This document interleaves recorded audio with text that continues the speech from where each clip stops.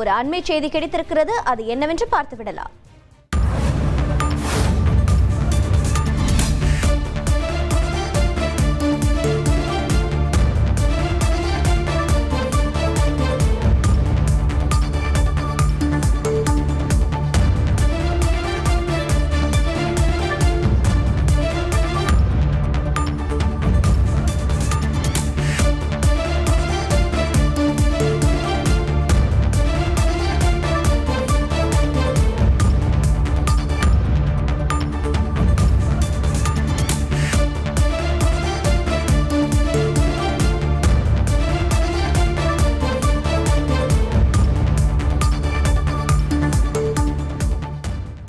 அண்மை செய்தி.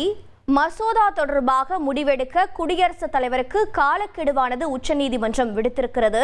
குடியரசுத் தலைவர் 3 மாதங்களுக்குள் முடிவெடுக்க வேண்டும் என்று அந்த உத்தரவானது பிறப்பிக்கப்பட்டிருக்கிறது. தமிழக அரசு தொடர்ந்த வழக்கு மீதான உச்சநீதிமன்ற தீர்ப்பில் இந்த தகவலானது வெளியாகி இருக்கிறது. விவரங்களை செய்தியாளர் வெங்கடேசன் வழங்கிட கேட்கலாம். வெங்கடேசன் வணக்கம். உச்சநீதிமன்றம் குடியரசுத் தலைவருக்கு மசோதா தொடர்பாக என்ன உத்தரவினை பிறப்பித்திருக்கிறது? வணக்கம். மசோதாக்களுக்கு ஒப்புதல் அளிக்க விவகாரத்தில் ஆளுநருக்கு உத்தரவிடக் கோரும் தமிழ்நாடு அரசின் ரிட் மனுவை விசாரித்த உச்சநீதிமன்ற நீதிபதிகள் ஜே.பி. பார்த்திபாலா, ஆர். மகாதேவன் ஆகியோர் அடங்கிய அமர்வு கடந்த 8ஆம் தேதி தீர்ப்பு கூறியது. அந்த தீர்ப்பின் விவரம் என்பது தற்போது வெளியாகியுள்ளது. அதில் ஆளுநர்கள் அனுப்பி வைக்கும் மசோதாக்கள் மீது குடியரசுத் தலைவர் 3 மாதங்களுக்குள் முடிவெடுக்க வேண்டும் என்ற காலக்கெடுவை உச்சநீதிமன்றம் முதன்முறையாக குடியரசுத் தலைவருக்கு அந்த காலக்கெடுவை நிர்ணயித்துள்ளது.